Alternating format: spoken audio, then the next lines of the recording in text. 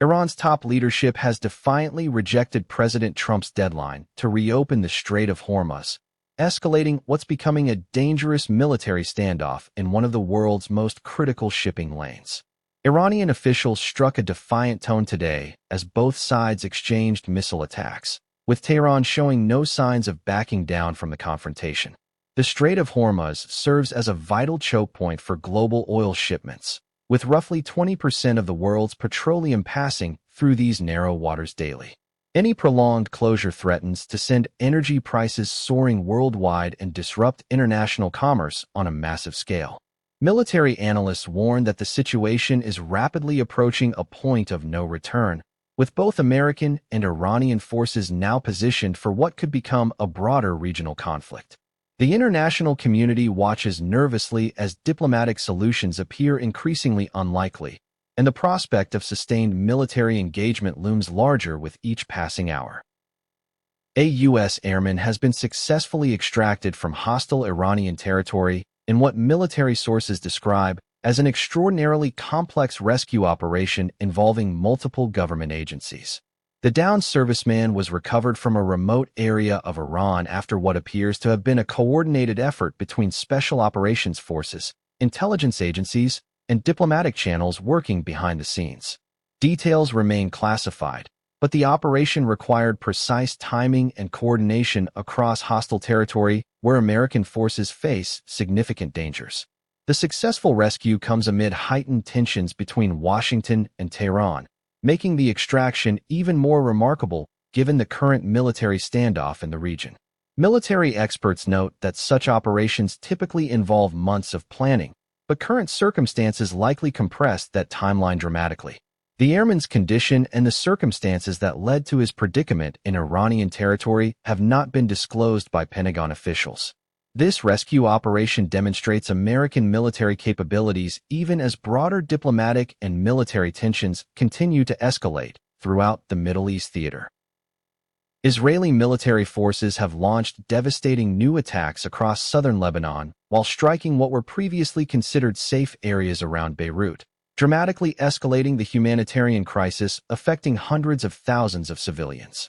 The latest bombardment has effectively destroyed entire towns in southern Lebanon, forcing massive population displacement as residents flee northward seeking safety that appears increasingly elusive.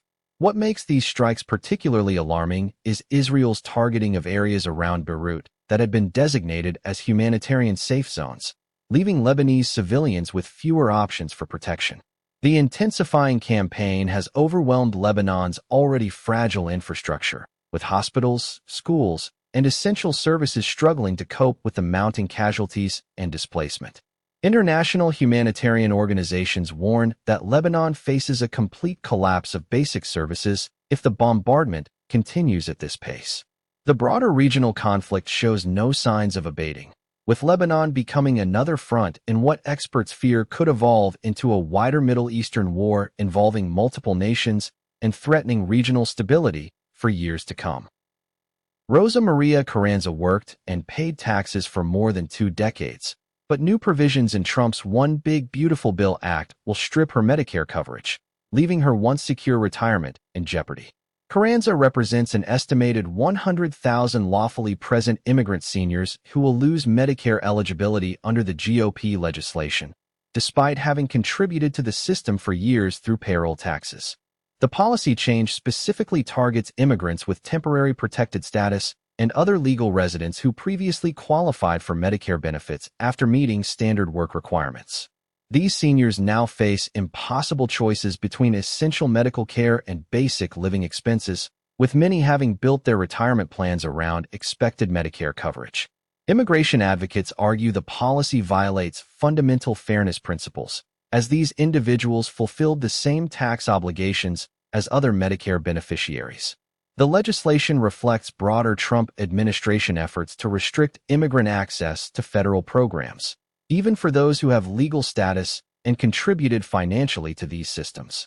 This policy shift will likely force many elderly immigrants to delay necessary medical treatment or exhaust their limited savings on healthcare costs. Blind students across America say their colleges have systematically blocked their access to equal education, but a groundbreaking new federal rule promises to transform how higher education serves students with disabilities.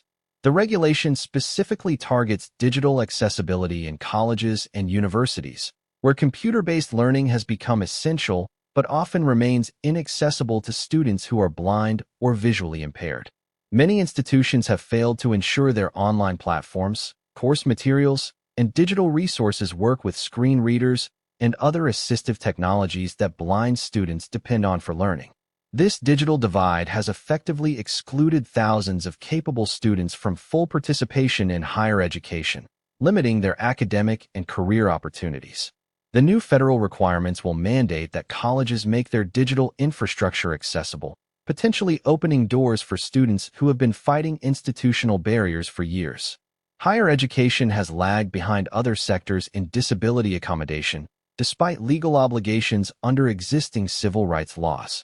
Implementation of these accessibility standards could serve as a model for addressing similar barriers faced by students with various disabilities, fundamentally changing how American universities approach inclusive education design.